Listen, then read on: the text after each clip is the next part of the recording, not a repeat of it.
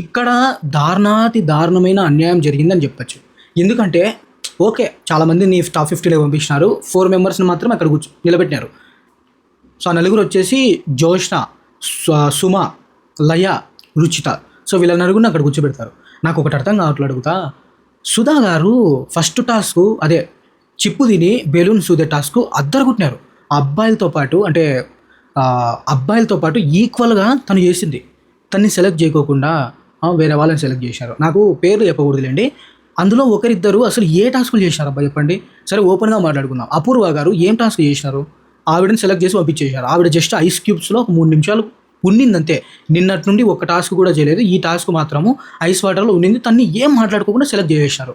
But Sudha గారు ఎట్లా అంటే కళ్ళల్లో నీళ్ళు వచ్చి తను చాలా కష్టపడి బెలూన్స్ అన్నది అబ్బాయిలతో ఈక్వల్గా తను ఆడింది. అబ్బాయిలతో ఈక్వల్గా జోలో చిప్ తిని 25 బెలూన్స్ తను ఊది అవతల పడేసింది, పగలగొట్టి పడేసింది. తన్ని సెలెక్ట్ చేయకుండా ఎవరినో సెలెక్ట్ చేసేసినారు.